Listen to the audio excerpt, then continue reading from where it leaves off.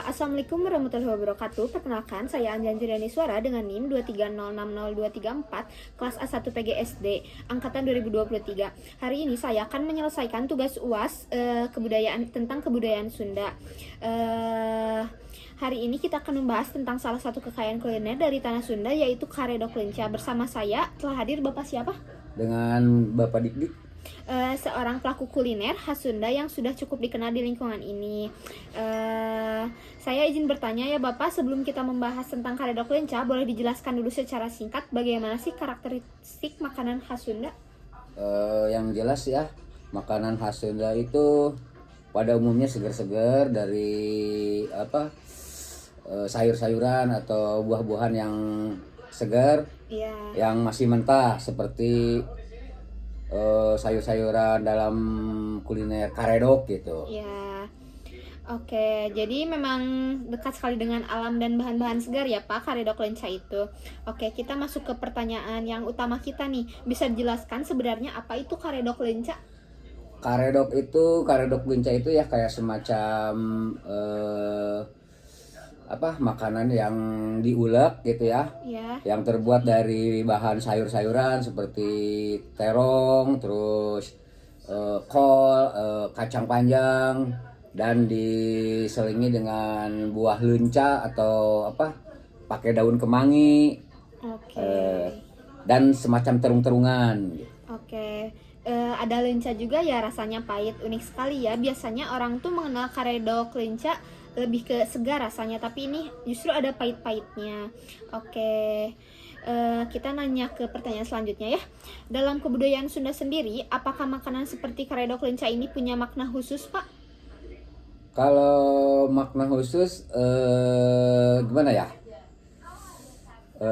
Termasuk simbol dari kesederhanaan dan ciri khas dari orang Sunda yang senang masakan tradisional gitu. Dulu orang tua kita bisa mengambil sayur langsung dari kebun, lalu diulek dengan sambal kacang dan bumbu yang apa adanya di sekitar kita.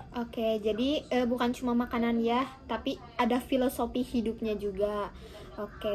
Boleh diceritakan sedikit bagaimana Bapak cara pembuatan karedok lenca yang sederhana di rumah?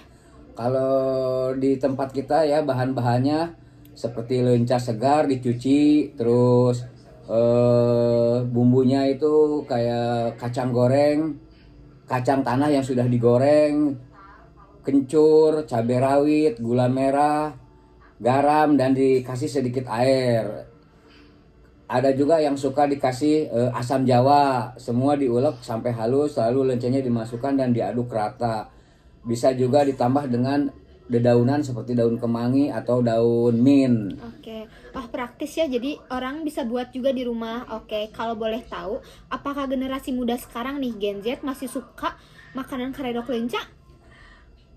Kalau buat generasi sekarang ya, kalau tidak dibiasakan dari anak muda sekarang, kurang mengenal makanan tradisional ini, mereka lebih suka makanan yang serba modern atau serba praktis atau cepat saji. Padahal karedok itu sehat dan enak. Tapi alhamdulillah sekarang mulai ada gerakan kembali ke makanan lokal. Jadi sering mengajak anak-anak di luar atau di tempat lain gitu, dengan menyajikan makanan-makanan tradisional. Menurut Bapak ya, bagaimana cara agar makanan tradisional seperti karedok lenca ini tetap terlestari gitu? Saya sebagai pelaku kuliner harus tetap membuat dan mengenalkan. Biasanya juga lewat media pom atau lewat sosial media, dimasukkan ke dalam pelajaran di sekolah, atau misalnya lewat pelajaran budaya atau prakarya atau kegiatan-kegiatan anak-anak yang ekstrakurikulernya dengan kegiatan memasak gitu. Jadi itu dimasukkan ke dalam list ya menu karedok lenca ini agar tetap terlestari. Luar biasa sekali ya Pak. Terima kasih banyak sudah meluangkan waktunya, sudah berbagi ilmu juga, cerita tentang karedok lenca dan kebudayaan Sunda. Semoga makanan tradisional seperti ini bisa tetap hidup dan dicintai oleh generasi sekarang dan masa depan. Oke. Sekian tugas yang saya lakukan.